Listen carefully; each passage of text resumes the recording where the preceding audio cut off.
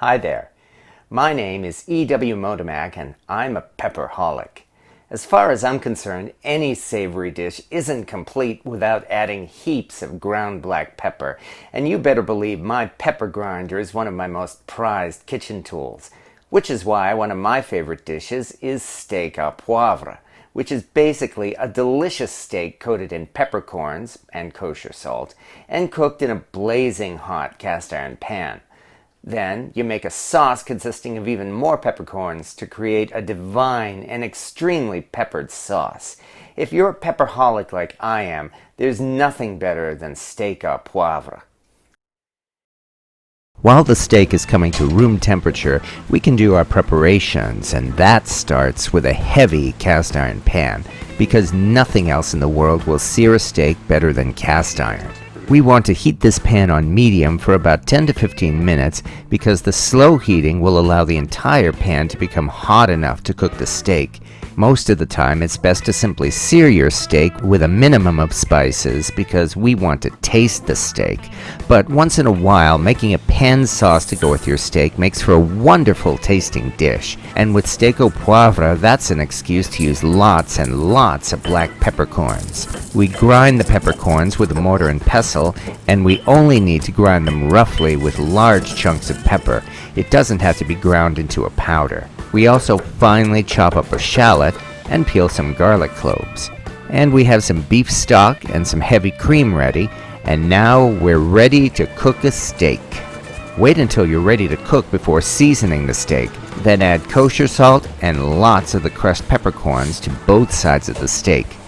Be sure to use an oil with a high smoke point, and here we're using peanut oil so it won't burn and add a bad taste to the steak. And here we go. One reason why steak is so popular is because it's one of the easiest things in the world to cook. Let it sit in the pan to get a good crust and flip it.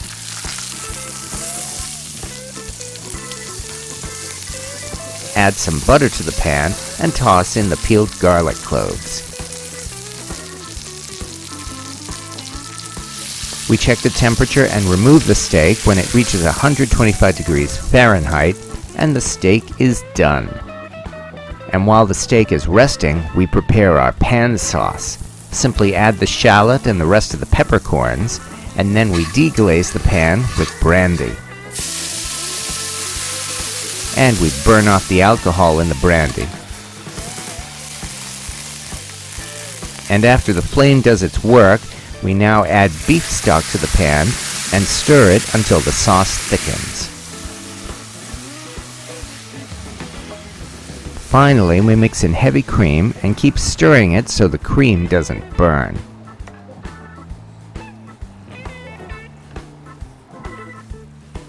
And when the sauce is good and thick, we're ready to serve our steak au poivre.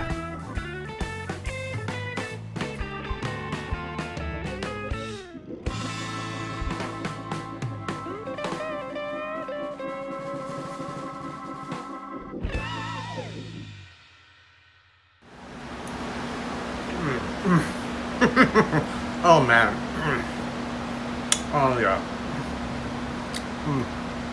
Oh, that is just perfect. And oh, the pepper in it is like divine.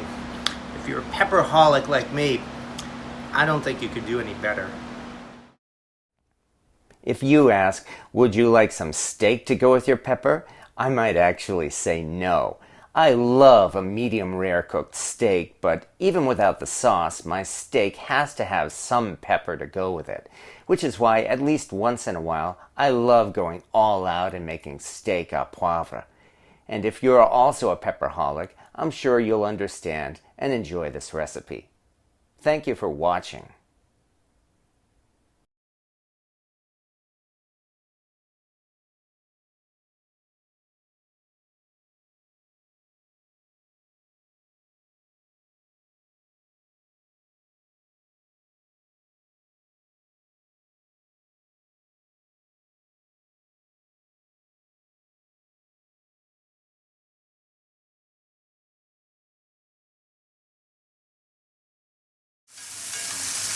And meanwhile, my roommate isn't as crazy about pepper as I am, so she gets her own steak.